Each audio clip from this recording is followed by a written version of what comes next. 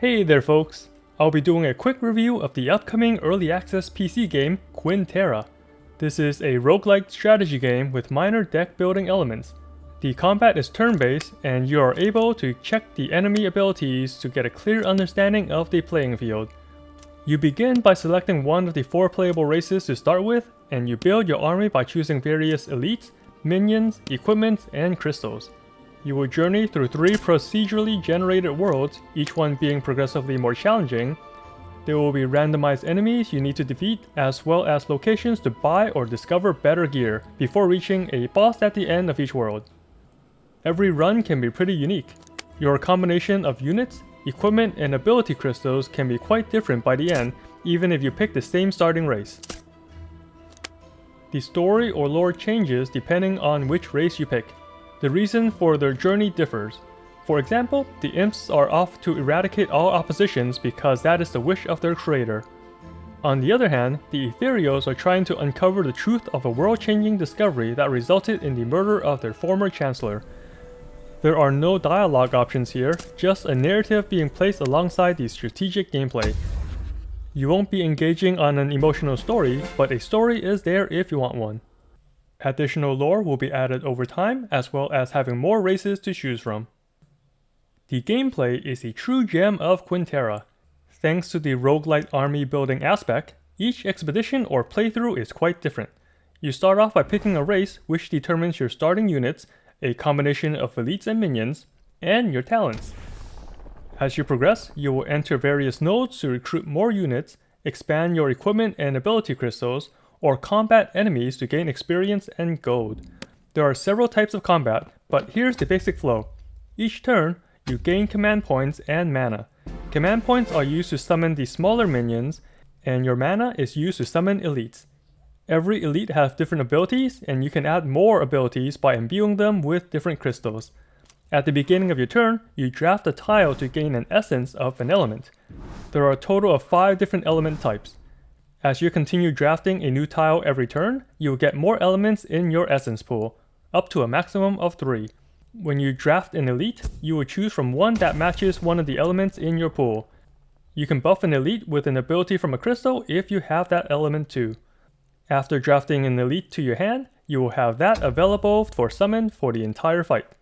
During your turn, you can spend anywhere between 0 and all your command points and mana to summon units. There can be 2 copies of the same minion and 1 copy of an elite on the field at the same time. Each unit can also use 1 action per turn. Your action can be spent to either move your unit, attack an adjacent unit, or cast an ability. There are some abilities that does not cost an action. Once you go through all your units and end your turn, the computer will follow the same rules and conduct their turn. This will be the general flow and exchange during combat. The variability comes from which units you add to your army, along with equipment and ability crystals you get. Each elite can equip 1 item, and you can freely swap between them in the world map. Same goes for your minions. The ability crystals will all be available as long as you draft the matching elements during combat. The last major aspect I haven't talked about is your talents. As you gain experience from winning battles, you will get more talent points to spend. These points can be used to increase passive abilities such as starting combat with 1 extra mana point, or reduce the mana cost of your elites from your race. Each race also have 2 specialized spells to use during combat. For Lycans, they can imbue a unit to increase their attack for a turn, or give their minions another action.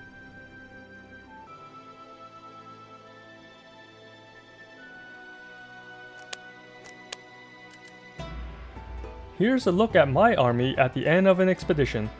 I have over 10 different elites to choose from, as well as a variety of equipments and crystals. Equipment can vary from providing more gold on killing blows, or converting your attacks from physical to spell damage, which is good on enemies with high armor. There are also extraordinary equipment and crystals. That's this game's version of legendary. Those are quite powerful and usually provide multiple stats as well as a strong passive. Now let's look at some ability crystals. Those can range from simply adding extra damage or health to the attached elite, grant them passives that heal them each turn or reflect damage, or even grant them the ability to cast spells. There are dozens more items in the game, and more will be added with each update. The graphics department isn't too bad either. The battlefield and world map have a simple design that's meant to accompany the gameplay instead of being a distraction. The splash art for all the units have a strong fantasy feel to them. Some of them are almost reminiscent of what you see from Magic the Gathering cards.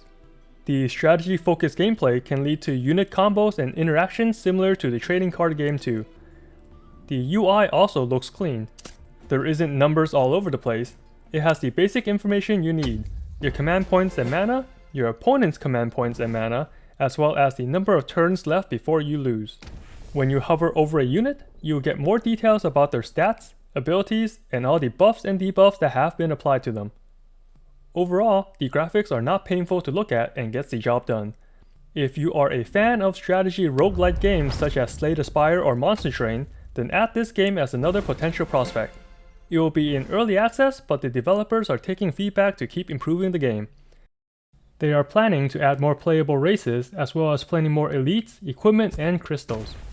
If you are on the fence about this game, then add this to your watch list and see how it turns out. And as always, thanks for watching.